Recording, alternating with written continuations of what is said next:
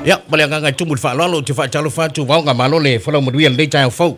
Fa Talofa fon mai tu fa Talofa tu pa ia mal malo tato tunu mato fa Talofa tu pa anga tato company ni tai au malo so fu mon wia. Ya, tu fa Talofa le chai va so nga fo le tu fe lo. On me sili mo ta o le wa ye le ni lao tu fe lo ai.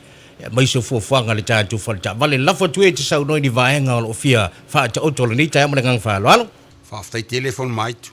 Ia ole a o fa ngaina le ngana fa Pertania. Ia ona fa Samoan le mo tato fa moi. Le.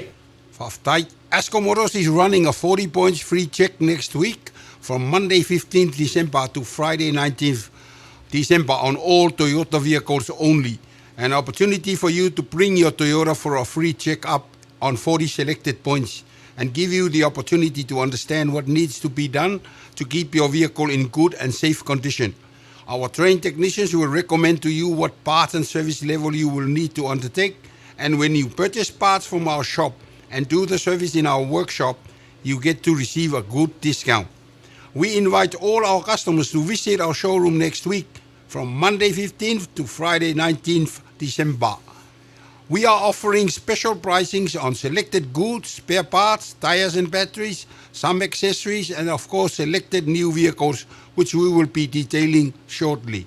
This is also the opportunity for our customers to explore and see our new showroom, which has just been renovated at Savalalo.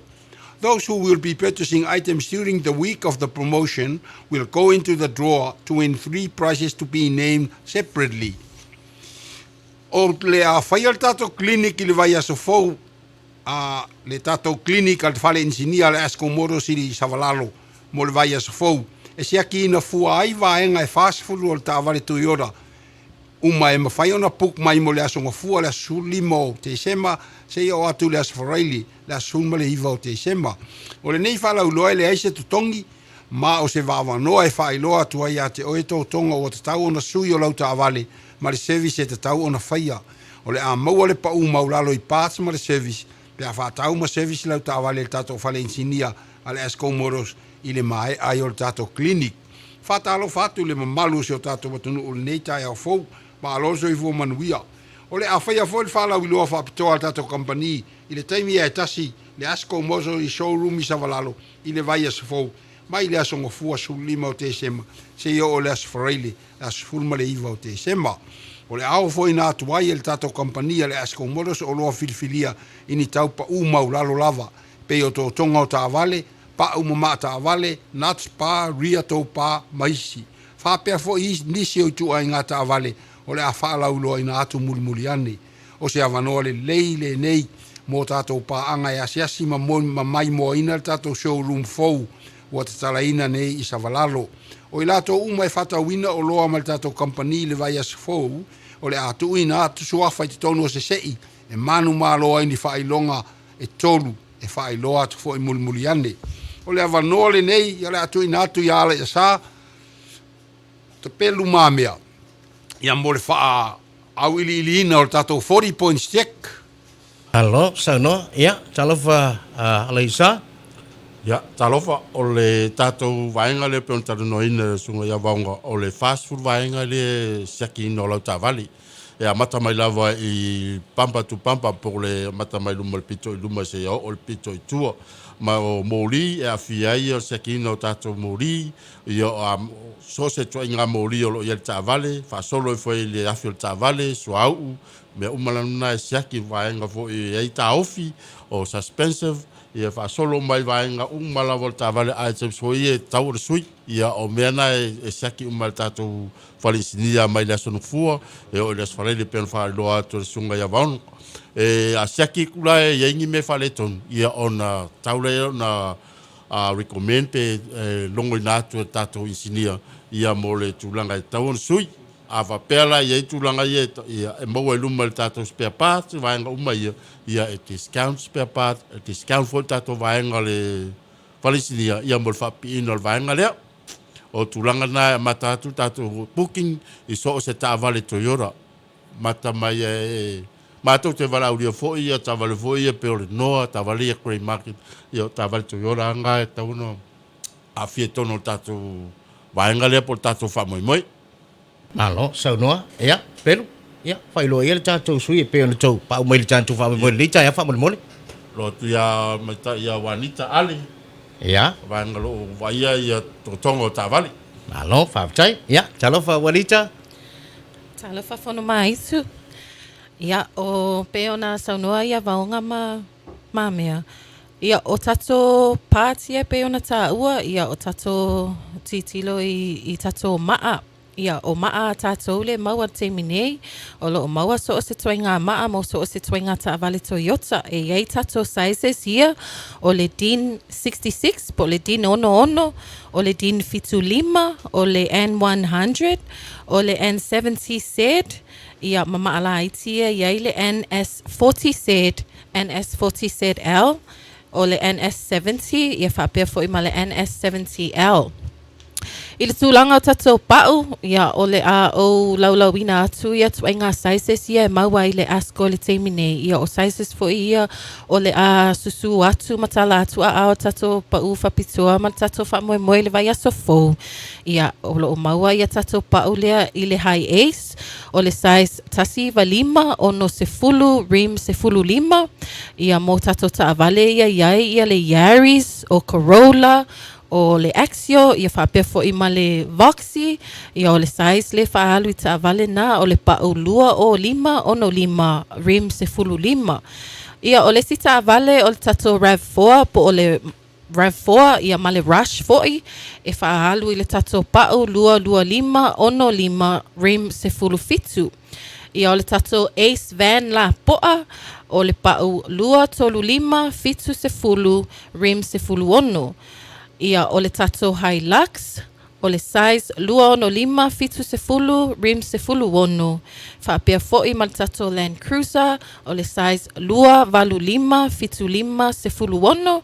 Ia e maua fo'i ma tato pau o le Coaster Bus, ia whapea fo'i a ma tato Dyna, i sizes ia o le fitu se lau, se fulu ono, se fulu lua. Ia ma le fitu se lau lima, se fulu ono, se fulu lua. O lo o maua fo'i le isi tuenga pau o tato Hilux, i le size lea o le tolutasi, by 1050 R15 fo'i. Ia o tato pau na, e tele mano ai tato o loa, tato parts o le a whapeona whapau ma o lalo o lato tau i lea aso, ia ma lea fo iwa i aso, ia ia tato CRC products o kako Break Clean, ia o Wet Look, o Marine, mo le au whaiwhaiva, ia ma le servicina fo ia o tato Outboard Models, ia o tato accessories, o lo o iai le te minei, tato Nudge Bar, o tato Bonnet Protector, mo tato Hilux, whapea fo i ma tato Weather Shield, ia o headlight covers, mo Hilux, ia o lai maua fo ia le rear tow bar, ia mo le Hilux, ia whapea fo ia ma le Land Cruiser, ia o isina o tato accessories lai iai le te minei, tele mano ai parts o le pau mawalalo, it's a really good one, so thank you all, end of year sale, mo tato parts, ia whawhetai lava. Malo, sau noa. Ia, le watu vaonga. Taifon mait, pea no ta ua i le tato au te lenga, au i li linga, o le salolo o fisili le tunu, o atu i ngata avale ia ua maua le pau, o le au o to ina atu, ia au ai toi whasau, hasi si latu fo i steimi o lumanai. Le.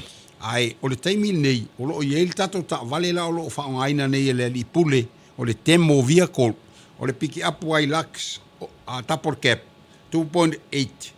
E eilonga na spai luma, e onga weather shields, salopo se meo le sifulu afe kilomita lau whaongaina, o le tau maasani o le taavale lea, se lau ono sifulu lima afe, se lau ono lima. O le teimi nei lau o whapa mo le tato special le vai asofou, se lau fast full mal tolu afe, se lau fast full mal tolu afe, ua matu apa ma o lalo lava. O lo o iai mal tato piki apu suikia, 2.4 liter, diesel turbo, suikia, whawhai to a 4-wheel drive, e suikia, o le tau maasani se lau whasuma lima afe, o le tau la alu el whapitoa le vai asofou se ia o le mai au te sema, se lau tolu suma le valu afe, se lau tolu suma le valu afe, suikia, ia atapor cap, diesel turbo, e lanu siliva. O lesi e tatou tāwale, o lesi foi Toyota tapor cap, 2.4 liter, diesel turbo, oko meki. e le suikia e oko meki o le tau masani se lau fasuma 5 afe. O le tau o le aalu ai le vai asfou tato promotion se lau tolu sumal tolu afe. Se lau tolu sumal tolu afe. E lua tato taavale o lo iail te minei o lo fai el tato special e lanu siliva uma taavale e lua. O le taavale lona tolu, lona fa, o le tato Toyota Rush, o le SUV, tamale whawhai te toa e penisini, o le tau masani le masani e le atunu e valu suma 5 afe, o le pa ule la rana el tato special vai asfou, se o le fai unga o te sema e valu sulu afe, 5 afe o na ua ave esema el tato tau masani. O le taavale muli muli, o le tato Toyota Land Cruiser Single Cab, 4-wheel drive, tamale e lua fai toa e elo na fale, wa umana wha pau la popoa, Mac Wheels, diesel 4.2, le mawhai ona si sila e le tato watunu uma paanga al company i luma tato showroom i teimi uma. O le tau lana special mai ai, lai se lau suma le valu afe, pa ula i se lau sulu wono, o atul vai as fose o le fai unga le masina o te sema, wa toe wha pa ua le tato company, se lau sfun mal whaafe, 5 se lau. Na o le lua tatou taavale la o loo iei nei, fai el tatou whaapitoa le nei, lanu pae pae, ma le lanu siliva, to e whaafonga mai, o le pau sa iai o ma le teimil nei, se lau suma le valu afe, o le pau o filifilia le tatou kompani e fsosoani, fai mea alofa el kirisimasi le vai asa fou, se o le fai unga o te sema, se lau se fulma le whaafe, 5 se lau ta la. O le taavale pe ona o ta ua, o lo iei le fale tapoleni, o lo iei fo i pau la popoa ua uma ona whaatino ina. O awa noa le lau maua, ala au toe wha oto ina atu e vave lava. O lo iei le tatou taavale leo le Tembo Pickup 2.8 diesel otomeki, lo iei le nuts pai luma, lo iei weather seals, po i whamalama, lanu siliva, ua clock mele sulu afe kilomita pe a, tau masani se lau ono sulu 5 afe, tau whapa mo le vai asfose ia o le whai unga o te sema se lau whasu mal tolu afe. Tā vale so ai o le Toyota Hilux Double Cab, lanu siliva, suikia, se lau whasu 5 afe le tau masani, whapa tato special vai asfou, se lau tolu sumal valu afe.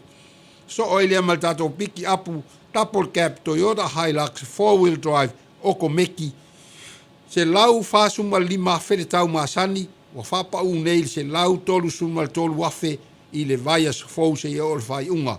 E lua tatou taavale ia o loo iai le whapitoa lea, e lanu siliva uma, wa ailo ua wanoa i te ua misi. O le si tatou taavale lela alu le pau lea, Toyota Rush, o le SUV, whawhai te toa, penisini 1.5 liter, o komeki, o le tau masani, wa masani e lea tunu tatou paanga, walu sumal 5 afe. Tau whapitoa lela rana le vai asfou se ia o na umal masina, whai mea alo whai kirisimasi, walu se fulu afe, 5 afe ua tō e sea. Ma le tatou taavale mulmuli Toyota Land Cruiser Single Cab, piki apu 4-wheel drive, 4.2 liter diesel, tau masani ai le pau le sa iai o mal teimi nei se lau sumal valu afe, o le tau le ua tō e whapau ai whai mea alo whai kirisimasi, ma le vai asfou se o le whai unga o te sema, se lau sfulma le whaafe, 5 se lau. O awa noa le lau maua, e le to e maua fo i tatou tau nei le lumanai. O le mea le e whautua ina le malu le tatou watunuu, i o tau tari sa pai al wha moe moe le tatou kompani watu ina atu e whasoso ani atu i le whaasoa i nei vai teimi o le taun tāru so i fuanga. Ia pe o le au te lenga lea forma aitu pe, iai se vesili i lau fionga. Ia. Whawtai e ila ufsili. Mai le lava le tātou teimi. Tātou fo i lai luma mana. Ia o leo e tō lolo wina. Le fōringa mai e 5 tātou ta vale vaonga le whai e le tātou pa ufa abitoa. Le peona e sau noa. Sau 5 Sa o le lei. 5. Sa Le o lei. le lei. Tā fo i alai luma i amatanga le na whai loa e alai sa nei le tai au. Ia. Le whaatinonga o le tātou unanga lea o le siakina o tātou ta vale. Ia. E pele toi a mai tasia sina au i linga la titi ai le vaenga le fa mole lava malangang fa lo. Whaftai. Wa filfili el tato kompani le vai aso fou, mai le aso fulu 5, le aso ngafua se o le aso farele le aso luiva. Fai el tato promotion. E te tonwal promotion lea, o leta i ala ai le 40 points check le atapelu. Ia. Tato fale insinia, o no winga. Tauna puk mai lau ta vale ama tatu tai au. Mol tato 40 points free check lea, Lo inga e fase fulu vaenga pe on ta ua ala ia sa. Sia ki fua, le se tongi. Puk mai lau ta vale ina ia mato iloa ile taimi ma le aso au mai ai. A mata toa le aso ngofua, aso lua, aso lulu se olas frailen fa amuta lea. Ia na mai la ia e fai. Siaki uma ta ua tu le au ele lisi o mea na e fa le tonu le tauna sui. Ia ona e alurola ia. Fua ia lau fufuanga. A ona ia male tutu unga faptoa. Ola ina mana o e sui au pāts. Maua lau se leni, walava lau fasua. Sau ia wanita le pāts, whaatau pāts. Maua lau discount. Avel ta wale tu e atapelu e whaatino le service. Mantua lena whaifua le siakinga. Maua foi malau discount. Longo winga, discount parts, discount le service. O le au tūna le vai aso fou. Au matou whaonga ina foi le awanoa la wale o le 40 points te katapelu. E wha solo atu ai o loa ia pe ona ta ua e wanita ali. E iei tato whapitoa lau, maua le awanoa e discount ai. Le awanoa le mate wala au atua. Tu sa lawa pele, whaia sau whatau su maintala mai o au. E pele lo pe maua sau penny, pe maua sau pulou, pe maua sau keyring, pe maua foi sau whamalu. Ili vai aso fau, mai le aso ngafua, aso lua, o le siwa aenga ta ua le o mato promotion. O sa mato loto whaftai, ili e ngata i tato paanga. Al tato watunu ule langolango sua mele ni tau sanga o le amai. Ili tato company. Pia to Italia tu le fa mau fa popoto el tali le facility o tele ni facility. Le ai. Ole fainga la ole vanoa e puklo cha vanoa cha cha watu pe so ta i telefoni. E vala au telefoni.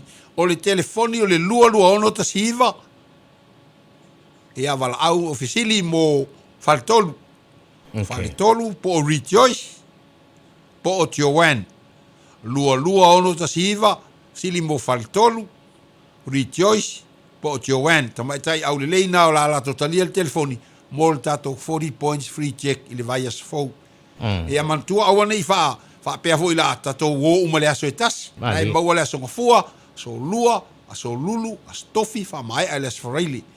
O le asfareili la, ua fa pena foi ona tala mal to fala ia sa, al kakai le fai ngufi. Mali. E masalo ia i foi ia sina fa marstino le asfareili. Le fo linga e fai lang barbecue. E mo sang nuisi, manai vai moa, ia stulang fa pena, i le asfareili tau lunga al tato promotion. E o mafatele na vai moa, mo also sisi mana ia man falau. E avalua pe mo ofisili. Le ole tali le tunu. Lelei. O le isvesili le tulanga lo ta oto ile ado le tatu company ni vai tau e mai se la tolo o ka mai la tu ta vale va nga fa mole la. Lo faftai. O lo o ele o toe mauale me masani sa ia tato fa tawa inga. Ia ile nga male la ina le mamalu le tunu tulanga o le atina e o lo ia mal talar tupe le fa to at pasia ni le talar tupe se tato malo. Ia e fai fu foi. O le monitor foi tato company pe o isi private sector si ale tulanga o le whaonga ina o tupe al malo. Pe o le iwi tūl na, a spend le malo, ia walu le atoa i al private sector, a telengese le malo, ia o whapena, le tulanga o lo iai, a o lo o le lei pera tato company le au telenga. Malo whaptai, ia ele tele wa, o le ae lava le teimi wa, e lai te loa tele na isi o nanga le tato company, ia tō le fia o e fo i lau sau noanga le ni tai, o lo mau le awa no manu o whafonga mai mo le atunu ni tai au. Malo whaftai, nita. Tai lava mole avanoa, ia mole mamalu al tato au fai faiva, ia tato au fai awhiwaa, ia ole mawhauwhau atu lava ia te oto. Very happy e whailoa atu, ia o laua tau nuu les tato oka, ia laua iai tutono tato stock o tato impellers, ia o tato throttle cables, ia o mea lava ia sa to request ia lea wa afo ia su, mai matala mai ao le wa maua. Ia o tato me masani lava tato service pe service ia tato afiva au spark plugs. Ia o le maua tato engine stop switch. Ia o tato pistons, o tato rings, ia fa pe foi ma tato sun plug gaskets. Ia le maua foi ale wa maua fe tato wood rough ia pe etele ona fa ingoa o le afa masina. Su mai matala mai au ia ma tato spray la le o le marine ile CRC ia lo maua uma. Ia su atu i o wau tato lo wai toi o savalalo su atu i savalalo. Ia pe vala awat foi telefoni lua ono tasi lua fesili mo aunei wanita ia po Edward ia po Estino foi ia Mosef Sosoani. Malo fa chai. O le ala e sa o le si vaenga le ia mo le pe le sauno fo i wani tatou a fi va ia. O so la sa mo tatou a fi moli va ngo to ini tatou a fi moli. Malo whaftai whanu mai. Ua whatau e sel company le sa au mai al tato vaenga le ia maha ia tato a fimoli ma pamwai. E sa el mato whafi silang al tau sanga te ane. E winga i oloa ia wale o to e whaia la el tato company le ia maha. Ia ai mana ia le whamanatu a wani tato. Mor silfia le au whaiwhaiva e masel mo tele se la whai. Tau mo mau tato. O le telento vili mai mea i o Keipo, Fraro Keipo, Impela. Le foi maua mal tato ia malup le su ia tato pensini. Two stroke oil. Ia markako kia oil. Ia au whafonga mal mo tele se la whai. Whaonga mai lewa no le ta whao mai elva ia so fou. Ia ma whatau watu tau o loa ia wae ia i whalkai mea sioki. Mal tua forma ai tu ele pule tato ia taimi o waa. Tele tasi lewa vitau. Whai o le si tau tau o lunga o waa i freight. Ai le o mauti noa foi taimi tau nu. O le winga o le whamtalang, au maua lo lewa noa lewa maua o loa. Ia su mai mtala mai awe whaatau atu, tu la i ele whale. Ia te mi sioki e, la i le wha leo leo. Pe o le wha uponga lea wa lenta noa i le sunga ala ia sa i le service lea. Ia o le pe whafonga ma lea tunu, o tau taatia tato service masan. Si wha tea i al tūlanga, o le tele o company, o yo, o whalapu tonga ma le malo. Ia wale o lopo fe o yel tulanga o tavale wale wala tauna tiur service ai le fatino ale o mato tu so so ni atu mato wala o mai e siaki ina ia luale fa ila o filinga ma fu wala o package ala wa silfia le leia po le tulanga la ia ma se el to tonga o lafi ia o le ngatal na o le sia o ngal mato 40 points free check fainga value ela o tavale fainga fai ale sale analysis Watu le bank fai ele loan pe ave le insure ke mga fai le insurance ala wo ilo pe fiel me tauna insure tasi advantage po o mele lei o le fai o lausiaki ina ia ilo ai ia tu langa le lo ta vale ai pe fie fo se tau je vai tu la le tele nga luenga ia le isa ma le vai ai le se tong o le so ani na ai mantu el tala vo le fai so ai nu tu o le fai so e ala fai fa pito le vai aso le tapil ia e tele o taimi o mato taua nau e whaftai le o tawhalon whiningal. Whatau nu ulal vai aso fau mo le sosoani ili mtatou atu nu. Lea se whika vaonga ia waipise i o le tapu vai tasi o mai nei o ile tātou o fisau tu. Lea se tiritilo i se mātou motu i se vai. O le tūlangal na, mātou te wala au atulanga o lea, o le sfululua masina le watuana i atu nei. Sa ta ape solo tātou kompani o ngale sa whail tātou whale i sa walalo. Wanga nāla whale insinia na operator, au mātou sai i le pāle a tapo sale i sa walalo, o ngā utai vai mea vai ane whafonga le atu. Tu sa la le pe wa vai falau ngai sala e foi o ave se mai ai kupito o le taimi la le nei na o to e mau popo i lalo o le rufetas ia o tapu vai tas tasi lol fin ngalo pulenga male o foi ngalo tato faia se me fa fita ia tato tangata aftai tato pa anga mal tato watunu e tu se mal lato lango lango mal so animai le la faia la promotion le vai so fo pe le anga na le telenga Mai le fatu aso le fatu a mata le masina le umana ia le fa la ulo ia wai foi la ia o so vai em foi na balanga mai mo le foi fa mo ia tu langal na ia e mana ia le va no ta fa mai ia wo masani foi ta to mo tele se la fai o se va no e tala au mai ele ta si se mea e mai ia tu ta vale si aki wele stu pe al wai tong yo passe se mai le va am to ava ai tela te si le ilum o ele lo mo wala peni mo wala pulo Toyota po le Yamaha fo le o la te faunga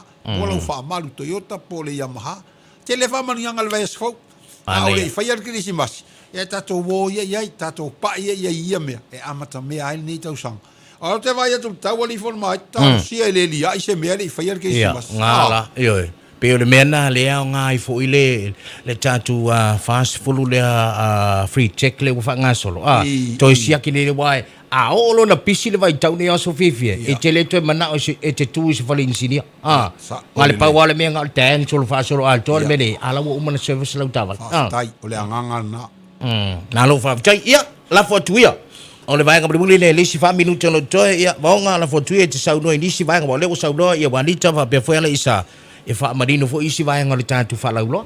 Malo whaftai. Pasalo o tali whaapele malo tatou atunu. A whaapela iei se mata ofisili wana wa uma ofisili fol mai tu o whea nga iei. Ia, wala au marisunga iara i asain tatou promotion le nei. Fitu lua ono tasi iwa. Ala i asa ta pelu na otala. Wala au maiwani ta ale fitu lua ono tasi lua. Ili mata upu lawe winga ta promotion. Ele la vea inisi mata upu whamole mole. Ia, o stamo vaunga. Fitu lua ono tasi tasi. Na o mata upu e a fiel tato promotion ili vai a sofou. Ia, a vea fol nei a vanoe mo moli 12 aftaile li pule mal pulenga al tato ale tato Retiol FM. Walu tesi male lima le neita ea o mai se ia oe le olo tu le foi mo le avanoa fa aulo mo matou fa manui atu i paanga al tato kompani ma le malo tato tunu ule nei aso ia anga le leile ali i fufuanga fa moe mal fa alo lava fa aftai Malo, whaaftai, malo